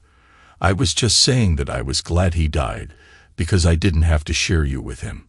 Until Dr. Brooks explained that his dying was as hard on you as my dying would have been, I couldn't see it from your point of view. I now understand it a little, I think. The man you loved died, and you didn't have anybody to grieve with. You were alone in the world with your grief. You had me, but you couldn't tell me without losing me. I can see why you were depressed. I would have been too if you had died. I am sorry I said it that way. I didn't mean it. Joan. Oh, Rich, you can be so damned hard-headed sometimes. You've been trying to understand how I could feel the same way about two men at the same time, and now you can't see how losing one or the other of them would be devastating to me. Well, now do you understand? I loved him. He died. I died at the same time. I grieved, This is exactly what I would have done if you had died. It's the same 20 years ago as it is now. If you had died that day on the lake, I would have died too. Do you get it now? Richard is a bit sheepish now, but replies anyway. I guess on some level I do. I didn't mean it that way. I can be selfish too. I know we just touched on it today, but get this. When you found out about Tim, it was as though I had to go through all of the sorrows of his dying all over again. I guess I still have feelings for him. I haven't thought of him in years, but I can still see his face, and he'll always be in my memories. Now that you know, I've got to relive all of the agony all over again, and it's killing me. Can we just let Dr. Brooks talk us through this one next week? I can see how it's going to be hard on both of us. Okay, but get me a glass of wine before you go to bed. I need to be alone for a while. Richard gets the wine, turns off the living room lights, and heads upstairs. At the top of the stairs, he hears sobbing coming from downstairs. He closes the door to his room quietly. 8 weeks later. Joan lets it all hang out. I can't talk to you tonight. You make me so mad I could just strangle you. You wanted to divorce me without even talking to me. How could you? Are you nuts? We've talked about everything every day since we were married, and at this crucial point in our relationship, our future, you want to go it alone. Are you out of your mind? Darn it. I am going to bed. Now it's Richard's turn in the dark living room with a beer. Richard doesn't like wine very much. Next morning. Some say that the smell of coffee brewing can raise the dead. That is the first thought meandering through Richard's brain this morning. He opens one eye just slightly and sees the living room ceiling. The smell of coffee is still there. He opens the other eye and turns his head ever so slightly to look in the direction of the kitchen. There he sees a tall womanly figure dressed in a bathrobe, holding a steaming hot cup of coffee. Breakfast is almost ready. Go clean up. Joan is the womanly figure dressed in a bathrobe that he sees. After all these years, she still looks like a goddess in the morning, voluptuous and Mother Earth-like. His heart beats a little faster, and it had nothing to do with the coffee she was holding. Up sits Richard and immediately knocks over the empty beer bottle on the floor. He plods up to the bathroom, pees, and washes up. When he looks in the mirror, he sees bloodshot eyes and the impression of the couch cushion on the side of his face. Neither is pretty, but he goes back downstairs to breakfast anyway. After a great meal, after all, he didn't have to cook it. He sits back and really looks at Joan for the first time today. She too has bloodshot eyes. I'm sorry, Joan says quietly. I am still having a lot of trouble with this, looking at something from the other person's point of view thing. We're definitely going to have to write that down for Dr. Brooks for next time. Richard smiles, and that's something he hasn't done a lot of lately. That's okay. I am having trouble with it too. But for me, it's when I say something. I don't always think about how it will sound to you or how it will make you feel. I am sorry too. How about if we have our conversation this morning? Hey, wait a minute. What are you doing off of work today? I took off because it's more important to be here and talk this out with you than to push a bunch of papers at the lab. They can do without me today. An hour later, they are both sitting in the backyard with another cup of coffee, talking. Why did you ask Luke to write up divorce papers? Joan asks. Well, I was so hurt and confused I guess I wasn't thinking straight. All I knew was that you cheated, and I didn't want anything to do with you anymore. I've always thought that once a cheater, always a cheater, and I guess that I thought that I didn't want to go through that nonsense over and over again. Like I said, I wasn't thinking too straight. But why did you not want to talk to me? Maybe we could have talked this out. That answer I know. If we had talked, I would have said things to you that I would have regretted. It would have hurt both of us, maybe to a point where we couldn't repair it. I also knew that if we had talked then, I would not have understood anything you said. There was way too much mess in my mind to make sense of it. Besides, I was hurt, and was thinking that if you suffered a little too, then I would feel better. By the way, I don't feel better. At that time, I just wanted you to go away. I knew that I couldn't have lived for long without you. But at that moment, I just didn't want to be near you. Does that make sense? It makes a lot of sense, actually. I am going to bet that all of those nasty things that you thought about me, I also thought about me. We have to be careful and let the good doctor guide us through this minefield. We can't let any thought go unsaid or unanswered. We have to go slowly and carefully. Joan, can I ask you a question a bit off topic? Sure, anything. Did you ever consider leaving me while you were with him? Absolutely not. I loved you. I never once thought about leaving you. I've always said that you are my whole world. I wasn't going to give you up. I loved you. I loved you both. We haven't yet resolved that issue, but I could never have given you or Tim up. I would have died. It's still an open sore for me. I don't know if I'll ever get it resolved. I may just have to live with it as one of life's unanswered questions, but I am glad to hear that you didn't want to dump me. Been there, done that, as they say. I understand. Now shut up and let's get some sun. You're entirely too pale. It's a beautiful sunny day, and the Alexanders are outside, catching some rays. 4 weeks later.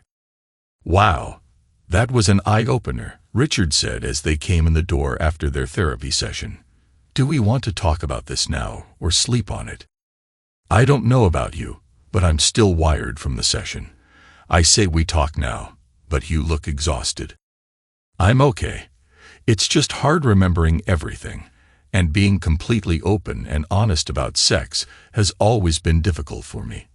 Heck, even saying BJ out loud is rough. I'm mentally exhausted, but we can still talk if you want.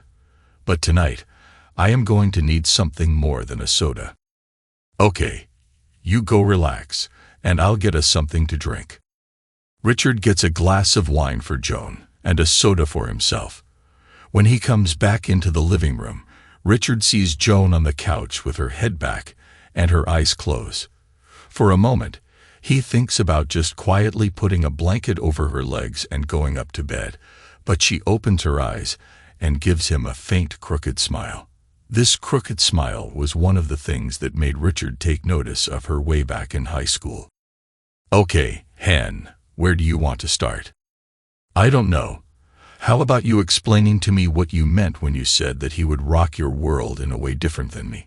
I always thought that our sex life was good, and that I would rock your world just fine. But evidently, I somehow didn't quite measure up. It's not that you were any worse or better than Tim. When you and I made love, we did just that. We made love. After Mark was born, we rarely went crazy or tried new things. We were comfortable with what we did. We knew each other's every wish and desire. We didn't need to experiment anymore. In the past, we tried a lot of different things and found what we liked and did them, not because we had to or because we were bored, but because that is what we wanted to do. With Tim, we were exploring all over again, and some of the things that we did and liked were different from what you and I did. It's almost like we found our own comfort zone with sex. But you did things with him that you didn't do with me. No, not really. You and I tried everything. Yeah, Richard says.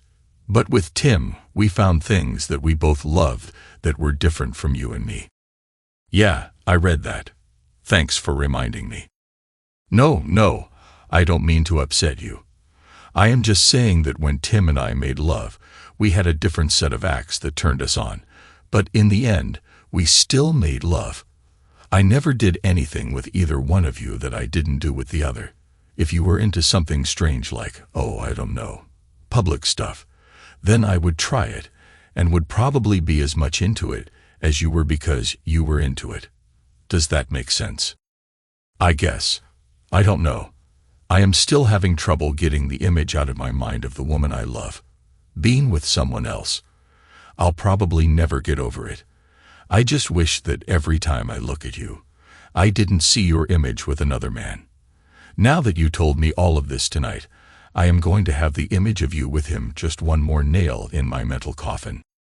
I didn't mean to hurt you any more than I already have. It's just that I am being as open and honest as I can possibly be to help us heal. It hurts me just as much to say these things out loud as it does for you to hear. Well, we've still got a long way to go, I guess.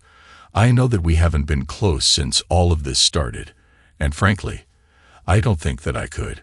Sometimes I get excited thinking about you, but it goes away pretty quickly when I think about you and him. This is going to be tough to get past, if I can get past it. I know, Han, I am here whenever you're ready, but only when you're comfortable. I'll wait as long as necessary. I love you, and I always will. 6 weeks later. Let's see, she says, looking at her appointment book on her laptop. The Alexanders are next. Today is going to be quite a surprise for them. I hope they're really as prepared as I think they are. Dr. Brooks gets up and goes to the waiting room and sees both Richard and Joan sitting there, talking and holding hands. Well, that's a good sign. Joan, Richard, come on in. When everybody is seated in their usual places on the couch, Dr. Brooks begins. I don't think I have any unresolved issues from last time, so I'll just ask you if you have anything you want to talk about. Richard, you've had to get past all of those images in your mind of Joan being with someone else. I can imagine they still flash up on you and are disturbing and difficult to get past. Both of you have to remember that you must be patient with each other and talk through things when they feel wrong.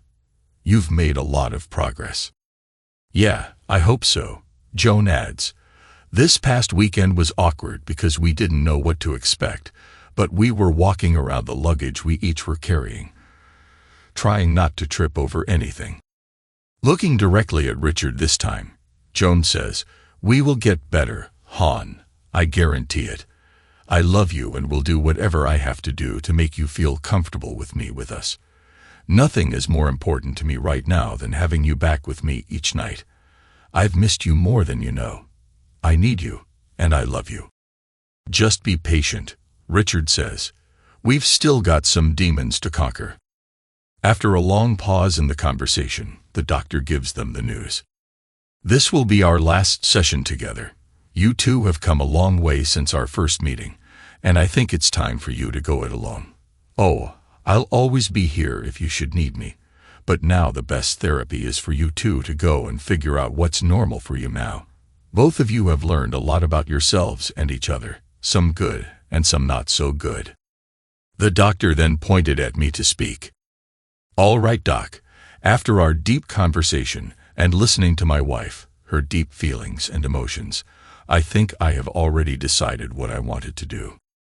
I turned to Joan and said, "Joan, you know I have loved you with all my heart, and unlike you, I only had you in my heart, and I have never divided my attention or my loyalty with you, as you have already said that you loved me, and at the same time loved him as well, and you have always given us both your 100% love. That is where I fail to understand how you can give your 100% to both of us. I am your lawfully married husband. I was married to you in the house of God. You promised to be loyal to me and forsake all others. But you breaking that promise tells me that you have not given me 100%. So, in short, if I continue to be your husband, I would always be that man who was never loved completely by his wife. I accidentally came to know about your relationship with Tim. You never told me about your feelings for him. Had you told me, I would have divorced you, and the pain would have been far less than what it is today. I am not sure what shortcomings I had as a husband that led to this affair. It's been a year that I wouldn't wish on my worst enemy, but I was put on this journey by the person I loved and trusted the most. I don't trust you anymore. I am not sure how many such boxes I might find if I ever go and clean the house. I know for a fact that I am not the only man in your heart. That hurts, and I cannot go for the remainder of my life with that feeling. Looking at you for the rest of my life, and knowing how you lied to me for so many years, making me live a beautiful dream that was rotten, and stinking in the core by your deceit and betrayal. It was nice to hear that you love me, but it was a slap on my face that you loved him and gave him 100%. So you leave me no choice other than to be by my own side alone. I will be filing for a divorce tomorrow morning. We will split everything 50-50 and walk away. I will not hold any ill feelings for you going forward, because when I leave this room today, I will not carry any feelings for you at all. You may try to contest the divorce and drag it out, but I don't plan on staying with you at all. Since you never thought of our marital status before starting your affair, I will not bother about it now. Divorced or not divorced, that status will never hold me back. I am mentally, emotionally, and spiritually divorced from you. Thank you, Doc, for this session. Now, I really don't care what this old lady has to say. You have been paid, and my therapy is done. I got up, looked at a crying Joan, did not say another word, and walked out. Walking out, I felt the air on my face. It felt great. After ages, I felt so relaxed. I felt free. Joan was served the next week. I had already taken out my half of the money. Just the house is remaining to be split. I got myself a new condo near my office. She tried her best to contact me, but I never took her calls or returned her messages. My son tried to patch up things, so I just asked him, what if after years of bliss, he wakes up in a nightmare? Would he still live in a nightmare? He has stopped pestering me. 2 years later, I was finally free of my marriage. Joan tried every trick in the book. I never bothered to pay any attention to her. She begged, threatened, and cried. As I said, I hold no emotion for her, so whatever she did never had any impact on me. At my age, finding a partner is next to impossible. But to tell you what, I live with 3 lovely German shepherds. I know for a fact I am their only love. Thanks to everyone who took the time to listen to today's stories. If you enjoyed it, please consider liking and subscribing if you haven't already. Feel free to share your thoughts on the events in the comments below. Take care.